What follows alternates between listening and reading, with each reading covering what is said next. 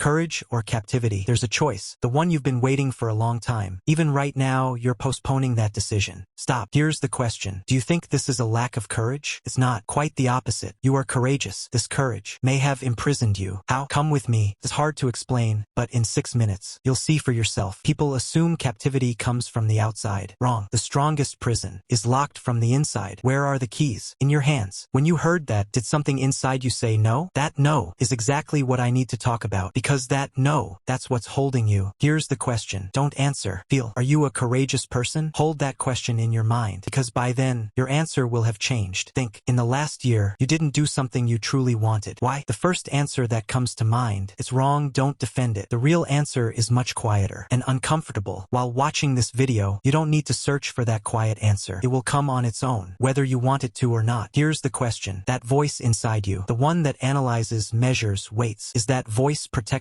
you or holding you? Imagine. You wake up in the morning. You're going to do something. You promised yourself. First, you check your phone. 5 minutes, then 10 minutes. Then that feeling comes. Today wasn't the day either. That feeling didn't stop you for even a second, because that feeling is too familiar now. You don't even feel it. You just move on to the next thing. That promise, that plan, postponed to tomorrow. Again, let me tell you a secret. This morning scene is not laziness. It's not indecision. It's a system built inside you. Why was it designed? To protect you once. Now that system is taking you captive. And the most uncomfortable part is this. That system uses the same voice as you, speaks like you, like someone who loves you. So, have you ever questioned that voice? Is this my voice? Or is it something stopping me? The answers are inside and hidden in this video. Watch. When you reach that point, you'll feel a little uncomfortable. That's normal. Keep going. I have both good and bad news. You are most likely courageous. Yes, a courage that doesn't set you free. You know they say, whoever doesn't live by courage dies by captivity. You're spending your courage in the wrong place. To avoid the things that require courage, you become brave in other things. You stand up to your boss. You can't face yourself. You can say no to your friend. You can't say no to your own voice. You enter a difficult conversation. You postpone the real conversation. This isn't a coincidence. This is a mechanism. Protected you for years and imprisoned you without you noticing. Silently. Stop. Here's the question. What do you feel when you hear the word courage? Do big decisions come to mind? Big steps? Most people think big when they hear courage. Courage is usually small. It's quiet. It goes unnoticed. That's why most people miss it, because they wait. They wait for a huge feeling, a moment that will shake them. That moment doesn't come, because courage isn't a feeling. Courage is a decision. Living not making a decision, as if it were a kind of decision, is perhaps the most common delusion of life. Just now I talked about that voice. The voice inside you. I left you a question. Is that voice protecting you or holding you? Let me tell you this. The answer to that question is not difficult at all. It's very uncomfortable, because that voice usually doesn't feel like fear. That voice usually feels like logic. It's not the right time yet. I need to prepare a bit more. When conditions are a bit more suitable. This isn't logic. This is a chain, a cycle, a very clever cycle, because it doesn't make you feel stupid. It makes you feel responsible. Someone who feels responsible doesn't see the chains. Why? Come with me. This isn't a character weakness. This isn't laziness. It's one of 3 mechanisms that work silently inside a person. Incredibly difficult to notice. These mechanisms operate in every area of your life. In relationships, at work, in your family, when you talk to yourself, when you make decisions, in your habits, in all of them. Let me tell you this. When you notice these mechanisms, you'll look back. You'll see. They were always there. Always. You just didn't see them. First mechanism. Most people wait for courage as a feeling that will come one day and make them say, okay, I'm ready now. They wait for that feeling. Patiently. Hopefully. That feeling doesn't come. Courage doesn't come after the feeling. Courage comes after the action. First you take the step, then courage comes. We've constructed this in reverse. First we wait for the feeling to come, then we'll take the step. This waiting turns into days, into weeks, into years. Think. You want to do something for a long time. You wake up in the morning, right that morning. You say, I'll do it today. Then wait a minute, the feeling comes. What's my hurry? Can't I just wait one more day? And that day becomes one more day, one more week, one more year. Always the same place, always the same waiting. You were waiting to feel ready. You never felt fully ready, because the feeling of readiness doesn't come to steps not taken. I do this too, every single time. Second mechanism. Most people present their fear as reason to themselves. This is very clever. Fear says, go. Reason says, stop, think, analyze. And reason wins every single time. That reason is not real reason. It's a disguised fear found to protect itself. Think. You were about to make a decision, and suddenly dozens of reasons came to your mind. Why not now? Why it's too early? Why you need to think more? Those thoughts stopped you. Logic stopped you. Ask yourself this. Where did those thoughts go? Did they protect you, or did they freeze you? The voice I just mentioned, the voice inside you, that voice kicks in right here. It disguises itself as reason. You don't notice, because that voice is so familiar, so intelligent, so reasonable. I thought this was logic, but it wasn't logic. Subscribe to my channel and find more content for yourself. Final mechanism. Most people postpone defining freedom, not knowingly, but they postpone it because if you define it, then you have to account for it. If you know what your freedom is, you also know how much you're living it or not living it. This is very uncomfortable. That's why most people leave freedom blurry. One day, in the future, when conditions change, this blurriness makes you feel comfortable, but at the same time, keeps you fixed. Because if the target isn't clear, you can't know when you've reached it and when you haven't. Right now in your life, how many things do you say, I'll do one day? You don't want to count. I know, I wanted freedom, but I never fully defined what I wanted. This doesn't only apply to big decisions. This is everywhere. Look, in relationships, you want to tell someone something for months, but you're waiting for the right moment. That moment doesn't come because waiting for that moment is a choice. The choice to stay silent, and silence accumulates, and accumulation at some point bursts or rots from within. At work, you want to change something. You say, let me be a bit more prepared, and the preparation never ends because preparation is sometimes the name of avoidance. In your family, you want to talk about something for years, but you say, it's not the time. Every year, every gathering, every phone call, that thing remains unspoken. It grows, it gets heavier, it gets quieter. When talking to yourself, this is just how I am. I can't change. This is my character. These sentences seem protective, but in reality, they are prison walls. You built them yourself, stone by stone. In habits, there's something you want to start every morning. Every night, you say, I'll start tomorrow. Tomorrow comes. That thing doesn't start because tomorrow never comes. Tomorrow is just today's agreement with yourself, and you renew that agreement every single day without noticing. Notice, all of these behaviors worked at some point. They really did. Waiting worked, analysis worked, blurry targets worked, because in that period, these mechanisms protected you, literally. But now the same mechanisms aren't protecting you, they're holding you, and this difference is never seen by most people because the mechanism didn't change. You changed, your age changed, conditions changed, your life changed, but that voice still gives the same command. Stop, wait, not yet. You still listen because that voice is so familiar. That voice always protected you. Why should you question it now? Exactly for this reason. Exactly for this reason you should question it, because the most dangerous chains speak with the most familiar voices. Here comes the real question. The moment that voice protected you, when was it? The moment that voice stopped you? Were these two the same moment, or did it change at some point? Most people never distinguish this because the protective voice and the imprisoning voice carry the same tone. They speak with the same words. Be careful, be sure, be ready. One moves you forward, the other freezes you. Distinguishing the two is perhaps the hardest task of life because both are your voice. Both are products of your mind. Both seem well-intentioned. One is courage, the other is captivity. From the outside, both look the same, but from the inside,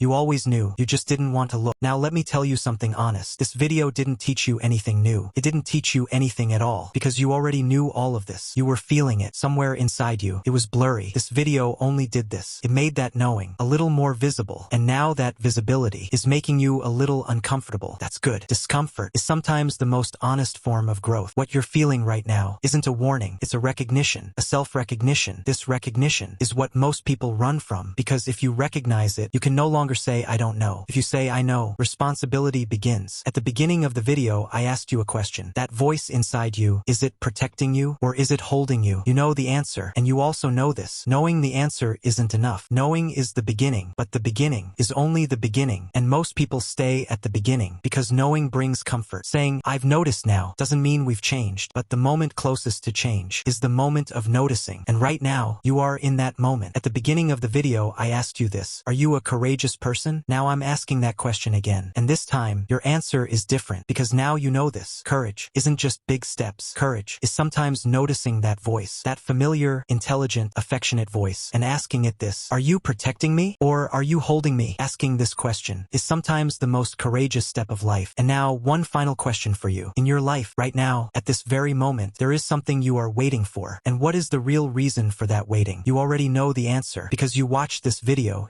and because you always knew. I noticed this. Knowing sometimes doesn't lead to action. In fact, sometimes knowing makes a person even more fixed. Why? That's another question. That's another layer. And this layer, we haven't opened it yet. Come with me. In the next video, I'm talking about you. Subscribe to my channel and find more content for yourself.